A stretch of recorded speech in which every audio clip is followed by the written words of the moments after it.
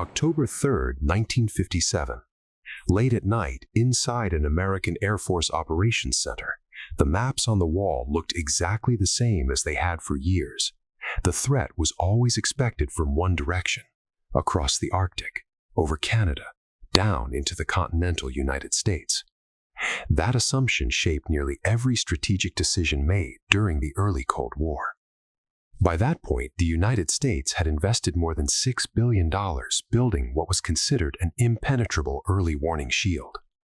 Over 200 radar stations stretched from Alaska through northern Canada, Greenland, and Iceland, forming the distant early warning line.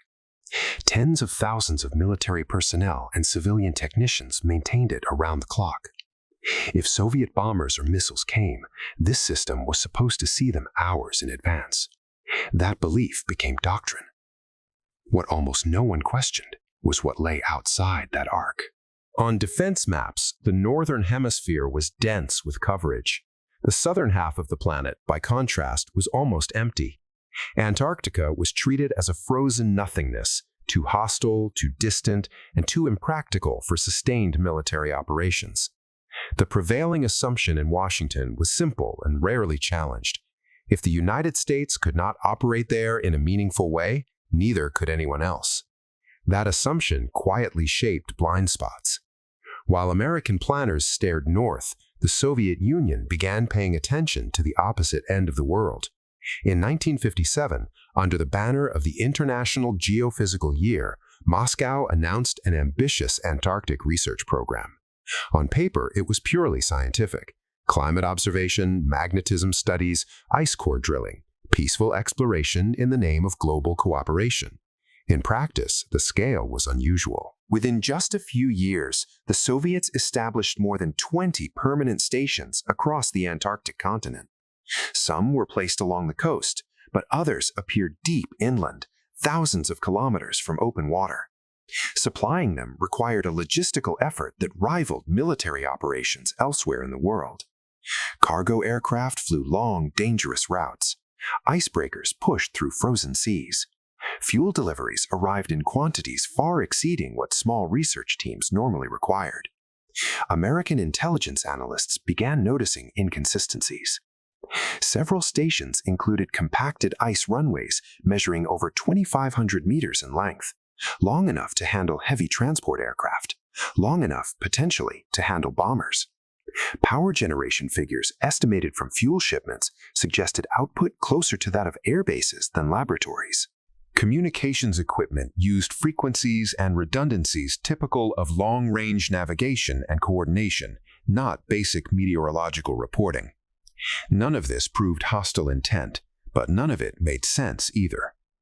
At the same time, quiet simulations inside Strategic Air Command were producing unsettling results. Analysts began asking what would happen if Soviet aircraft did not follow the expected routes over the Arctic. When alternative flight paths were plotted, a new picture emerged.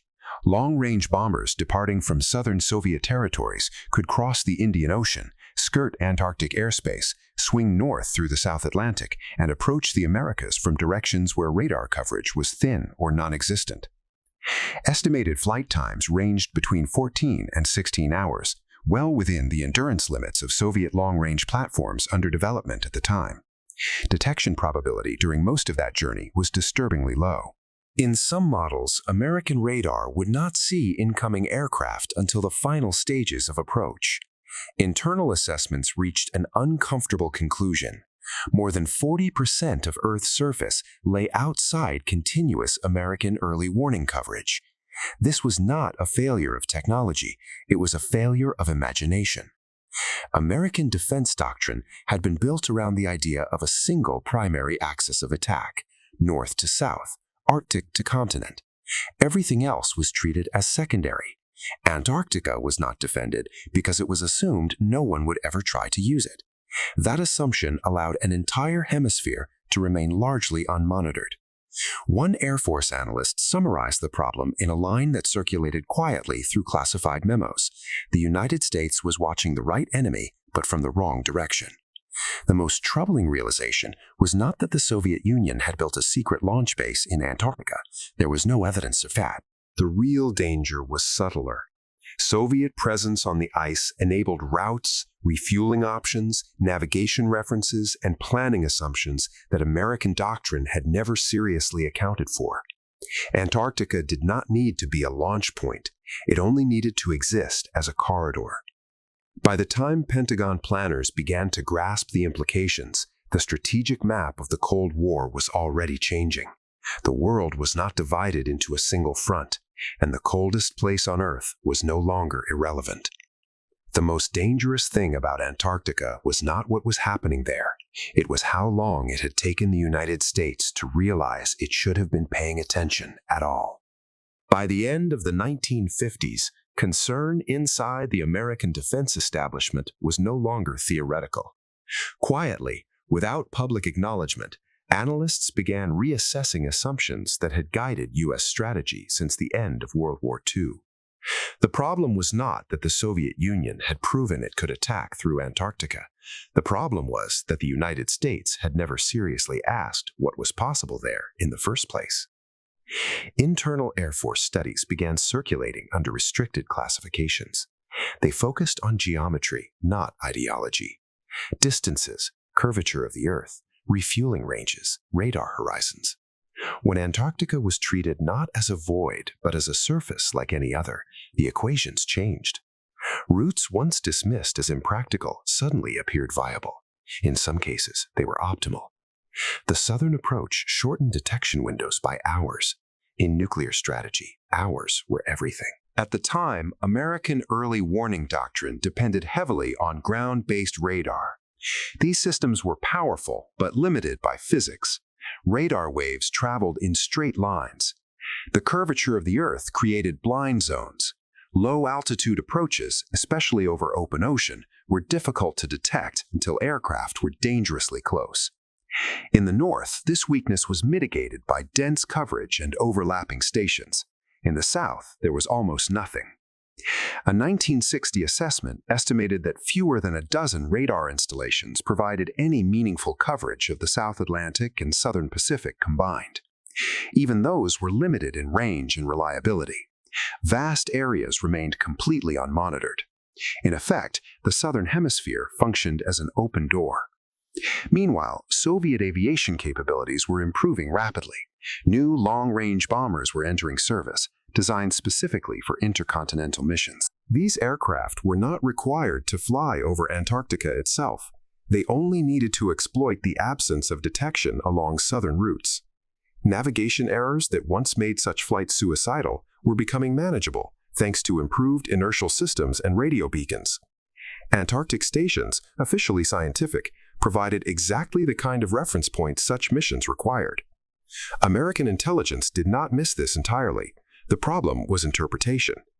Reports noted that certain Soviet Antarctic installations transmitted signals at power levels far exceeding what weather research demanded. Fuel depots were larger than expected. Aircraft movements followed patterns inconsistent with seasonal scientific resupply. But without overt weapons or troops, these indicators remained ambiguous. No single data point justified alarm. Taken together, they suggested something more troubling: preparation without provocation. The United States faced a dilemma. Publicly militarizing Antarctica would violate international norms and risk escalation. Ignoring the issue meant accepting a structural weakness in national defense. For several years, the issue lingered in classified circles, unresolved. The breakthrough came not from Antarctica itself, but from failure elsewhere.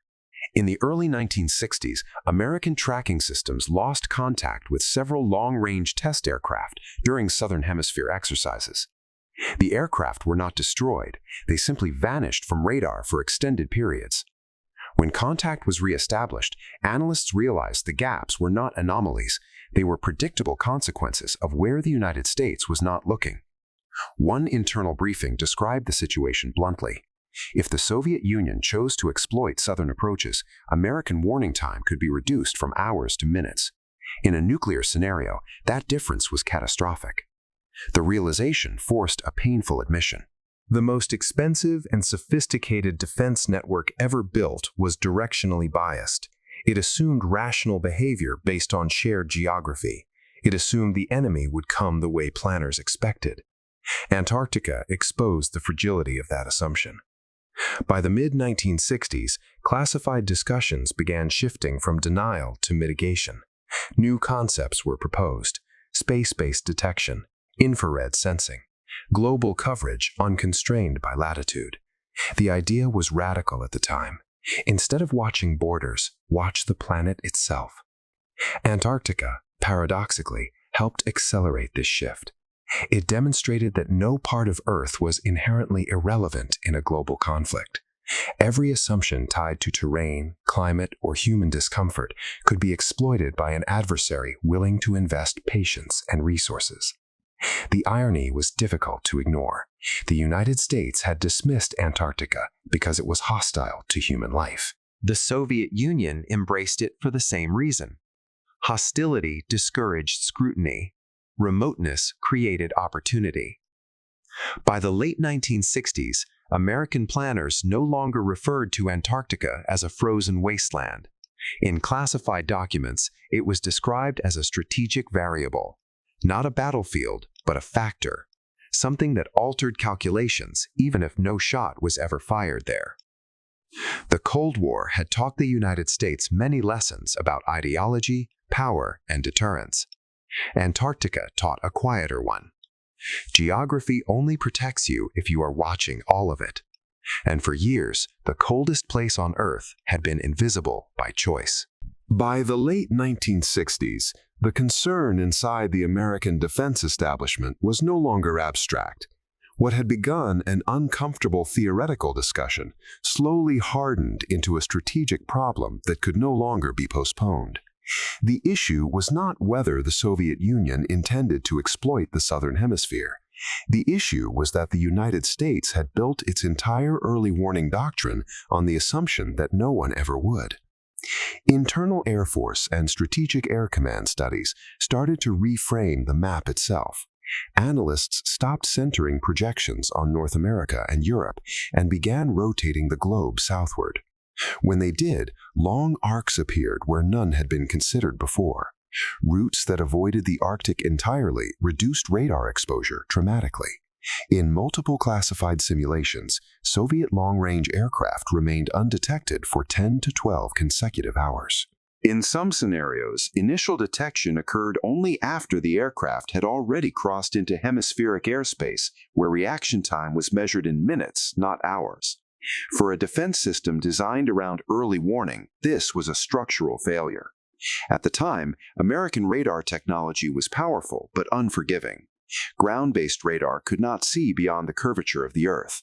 Low-altitude flight paths over open ocean were particularly difficult to track. In the north, these weaknesses were masked by dense coverage and overlapping stations. In the south, there was nothing to compensate for them. Vast stretches of ocean, ice, and uninhabited territory created natural corridors of invisibility. Antarctica played a critical role in exposing this reality. Soviet activity on the continent did not need to be openly militarized to matter. Airfields built for resupply flights doubled as proof of feasibility. Navigation beacons installed for scientific missions provided reference points for long-range aviation. Communications infrastructure designed for polar research demonstrated that sustained operations in extreme environments were not only possible, but reliable. American intelligence agencies struggled with how to interpret what they were seeing. There was no single smoking gun, no missile silos, no bomber squadrons parked on the ice. What existed instead was infrastructure, and infrastructure was harder to confront diplomatically. It created plausible deniability while quietly expanding operational possibilities. As this realization set in, the cost of ignoring the Southern Hemisphere became impossible to justify. Strategic planners began to accept that no amount of ground-based radar expansion could solve the problem. Even if the United States attempted to build southern equivalents of the dew line, maintenance, staffing, and reliability would remain fragile. The planet itself imposed limits that could not be engineered away. This is where the strategic shift truly occurred. Rather than attempting to defend specific directions, the United States began pursuing the idea of continuous global observation. Space-based systems, once viewed as experimental or supplementary, were redefined as essential. The goal was no longer to detect aircraft crossing a particular border. It was to observe launch signatures, heat patterns, and movement anywhere on Earth, regardless of latitude. Early infrared satellite systems were crude, but they represented a conceptual breakthrough. They did not care whether an aircraft approached from the Arctic, the Atlantic, or the Antarctic. Combustion produced heat. Heat could be seen from orbit. Geography lost much of its protective power. Ironically, Antarctica itself became easier to monitor under these systems. The extreme cold of the continent created a thermal background against which artificial activity stood out more clearly. What had once been hidden by remoteness was now exposed by contrast. The very environment that made ground surveillance impossible enhanced orbital detection. None of this eliminated uncertainty. False alarms were common. Solar reflections, ice glare, and atmospheric anomalies produced signals that analysts had to learn to filter. But even imperfect global coverage was preferable to absolute blind spots. The United States was no longer willing to accept unknown directions of approach. By the early 1970s, American strategic language had fundamentally changed. Defense planning stopped emphasizing fixed warning lines and began focusing on layered detection across multiple domains. Ground, air, sea, and space were treated as parts of a single system. Antarctica had not been conquered, occupied, or weaponized, yet it had reshaped doctrine. The Soviet Union never needed to launch an attack through the Southern Hemisphere to achieve its objective. The mere demonstration that such an approach was conceivable forced the United States to adapt. It compelled investment, innovation, and a reevaluation of assumptions that had once seemed unshakable. In that sense, Antarctica became one of the Cold War's quiet battlegrounds, not because shots were fired there, but because certainty was. By the mid-1970s, the Cold War had entered a phase where fear was no longer driven by visible troop movements or public crises. It had become systemic, embedded into planning documents, budget projections, and technologies that most citizens would never see. The question dominating American strategic circles was no longer who might attack first, but from where detection might fail. The Southern blind spot reshaped how vulnerability itself was defined. For decades, deterrence had rested on predictability. Each side believed it understood the other's limitations. The Arctic routes were watched, the Atlantic was patrolled. Europe was saturated with sensors, aircraft, and early warning systems layered on top of one another. What Antarctica revealed was not a new Soviet capability, but an old American assumption quietly collapsing. Strategists began running scenario after scenario built around surprise, not scale, limited incursions.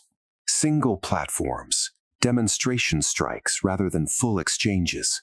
In these models, even a small number of undetected aircraft could trigger catastrophic miscalculation. Detection delay, not destructive power, became the critical variable. This anxiety bled into nuclear command structures. The logic of mutually assured destruction depended on clarity. Each side had to know with near certainty when an attack was occurring. Blind approaches introduced ambiguity, and ambiguity was deadly. A delayed warning could force leaders into compressed decision windows where restraint became statistically unlikely. American leadership understood this danger acutely. Internal memoranda from the period reflect a growing obsession with minutes. How many minutes from detection to confirmation, from confirmation to response, from response to irreversible escalation? In some simulations involving Southern approaches, the entire chain collapsed into a span shorter than political leadership could reliably process. At the same time, technological momentum accelerated. The United States expanded its satellite programs not merely for detection, but for validation. Redundancy became doctrine.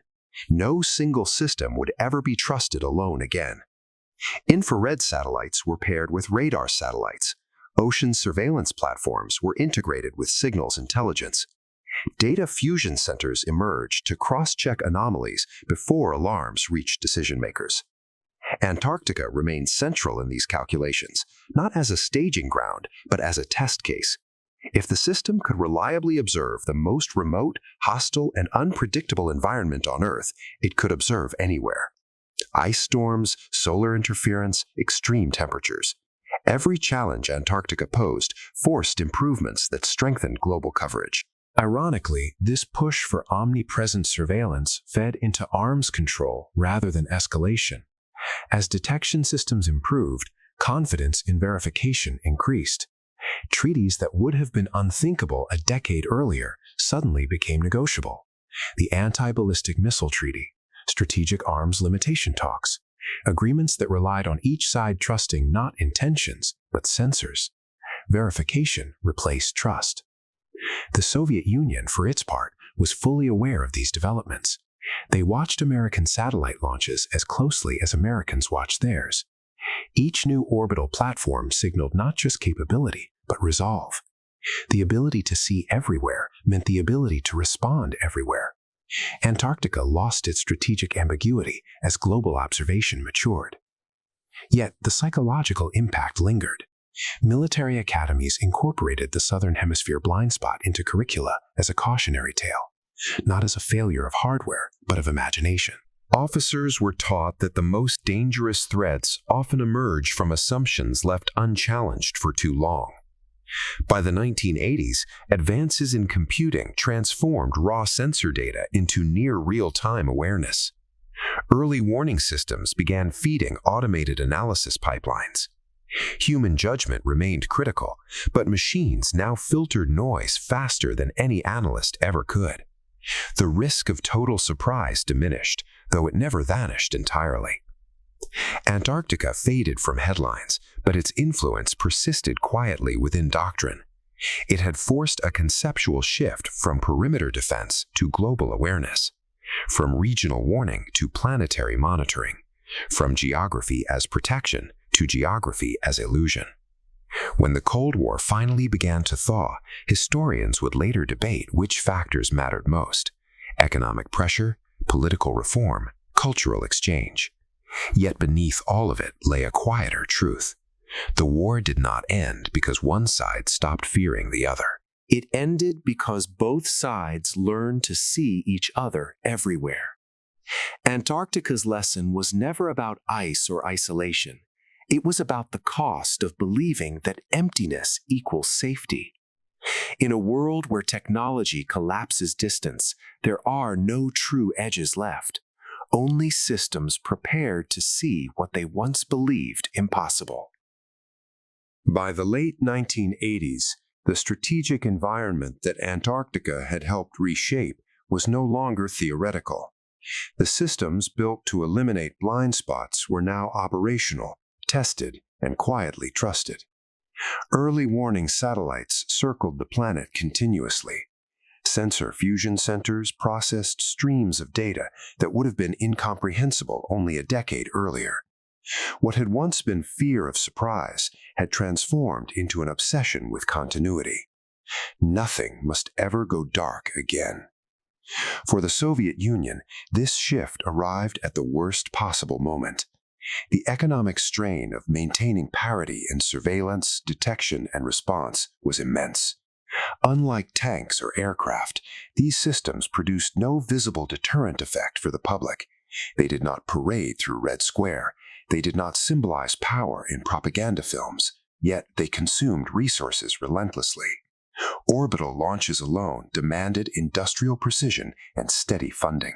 Each satellite represented years of research, rare materials, and specialized labor. Ground infrastructure followed. Tracking stations, data centers, secure communication lines hardened against electromagnetic interference. The Soviet system, already stretched thin, struggled to match the pace. American planners noticed the divergence. Internal assessments began to note not just capability advantages, but sustainability gaps. The United States could afford redundancy. The Soviet Union increasingly could not. When one system failed, Americans replaced it. When a Soviet system degraded, it often remained degraded. This imbalance altered strategic psychology. Confidence shifted asymmetrically. American commanders trusted their warning systems enough to avoid hair-trigger postures. Soviet leadership, less certain, compensated by relying more heavily on rigid protocols. Automation increased not because it was safer, but because it was necessary to offset uncertainty. This carried risk. Several incidents during the final years of the Cold War exposed how close the system came to catastrophe. False alarms triggered by sensor anomalies, satellite misinterpretations of atmospheric conditions, radar reflections caused by unusual weather patterns. In more than one case, Soviet officers were confronted with data suggesting incoming attacks that did not exist. What prevented disaster was not technology, but human hesitation. The irony was stark. The very systems designed to eliminate surprise now generated their own form of danger. Information overload, compressed decision windows, the pressure to trust machines over judgment. Antarctica's lesson echoed again. Blindness was dangerous, but so was absolute faith in seeing everything. As the Soviet Union entered its final years, military leadership began prioritizing stability over expansion. Resources were redirected away from speculative countermeasures toward maintaining basic readiness. Surveillance systems remained operational, but innovation slowed. The gap widened quietly, unnoticed by the public, but obvious to analysts.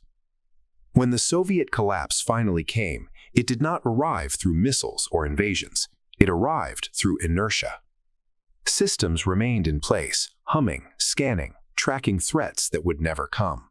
Operators reported to shifts, guarding borders that no longer defined an enemy. Satellites continued their orbits, watching a world that had moved on. The infrastructure outlived the ideology. For the United States, this continuity became an unexpected advantage. The end of the Cold War did not dismantle the global observation network, it expanded it. Formerly classified technologies were adapted for new missions. Missile detection evolved into launch monitoring. Military satellites fed data into weather prediction, navigation, and communications. What began as fear-driven redundancy became the backbone of modern global awareness. Antarctica's role, once obscure, became foundational in retrospect. It had forced the realization that geography could no longer be relied upon for security. Distance, isolation, and hostility of terrain were no longer defenses. They were variables to be measured, modeled, and monitored. This realization reshaped military doctrine beyond nuclear strategy. Conventional warfare adopted the same principles: persistent surveillance, networked sensors, real-time data integration. From the skies over Europe to deserts in the Middle East, the expectation was the same. No blind approaches, no unseen movements, no assumptions left untested. Yet the lesson remained incomplete.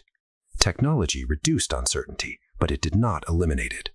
Every system built to observe created new dependencies: power grids, software integrity, space-based assets vulnerable to interference. The battlefield expanded upward and outward, introducing new domains where blindness could return in different forms. By the 1990s, military theorists began writing not about surprise attacks, but about information denial, jamming, deception, cyber intrusion. The war for visibility itself became central. Who sees first? Who sees clearly?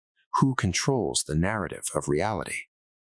In that sense, the Cold War never truly ended. It changed medium. Antarctica faded again into silence, its ice unmoved by the decades of strategic anxiety it had inspired. But its lesson endured quietly within every operations center, every satellite launch, every warning protocol.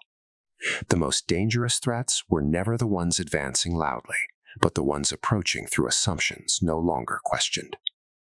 The world had learned to see almost everything, and in doing so, it learned how fragile that vision could be. By the time the Cold War officially ended, the world believed it was entering an era defined by peace dividends and reduced existential threat. Borders opened, budgets shifted, Old enemies exchanged diplomats instead of warnings. Yet beneath the surface, the systems built during decades of fear never powered down.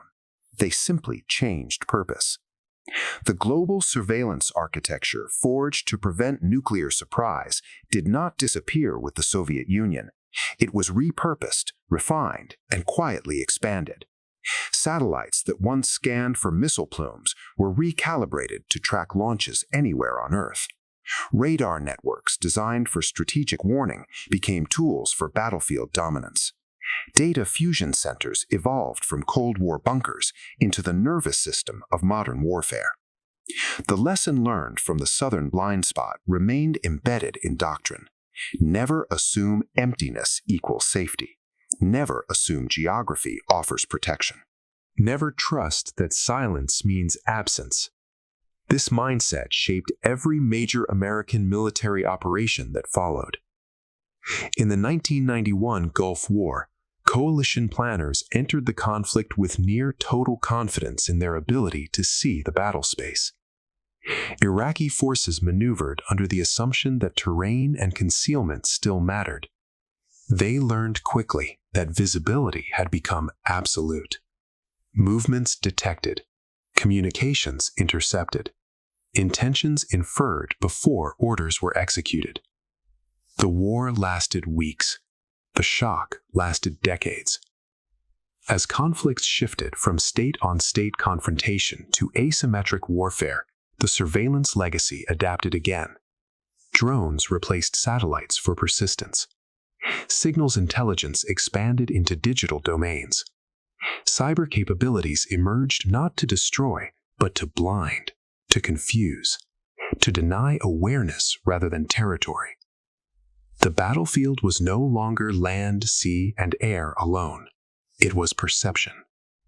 Yet this evolution carried a paradox. The more complete visibility became, the more catastrophic its absence would feel. Modern militaries came to rely on uninterrupted awareness. Commanders grew accustomed to certainty. Decision-making accelerated. Tolerance for ambiguity vanished.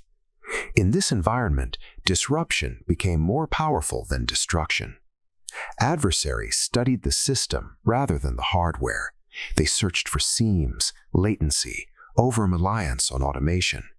They asked the same question Americans once asked during the Cold War: where is the blind spot now? Space emerged again as a vulnerability. Anti-satellite weapons, electronic warfare, orbital congestion. The very domain that once solved the problem of surprise became a potential source of it. A single interference event could cascade through systems built on constant connectivity. Antarctica's lesson returned once more, stripped of geography, but unchanged in essence. The most dangerous threat is not what you expect, but what your system is no longer designed to imagine. Today, early warning networks still scan the globe continuously. Satellites still trace invisible arcs overhead. Analysts still watch screens glowing with data streams updated every second. The machinery of awareness never sleeps. It cannot afford to. Yet the question remains unresolved. Does seeing everything create security, or merely the illusion of it? During the Cold War, stability emerged not because weapons grew weaker, but because surprise became harder. Deterrence relied on mutual visibility. Both sides understood that escalation would be detected instantly. That knowledge restrained action more effectively than treaties alone ever could. But restraint requires rational actors. It requires shared understanding. It requires trust in the system itself. As the world fragments into multipolar competition, that shared understanding erodes. New actors enter the field without Cold War memory, without the same fear of miscalculation, without the same respect for escalation dynamics shaped by decades of near misses. The systems remain. The caution may not. Antarctica stands unchanged, vast, silent, indifferent. A place once feared not for what it held, but for what it concealed. It forced a superpower to confront an uncomfortable truth, that security is never permanent, that vigilance must evolve faster than assumptions. The Cold War did not end because one side stopped preparing for surprise. It ended because both sides learned to see each other everywhere. The danger now lies in forgetting why that mattered. History shows that wars rarely begin when people expect them. They begin when systems fail quietly, when confidence replaces skepticism, when blind spots return unnoticed. The ice taught that lesson once. The question is whether the world still remembers it.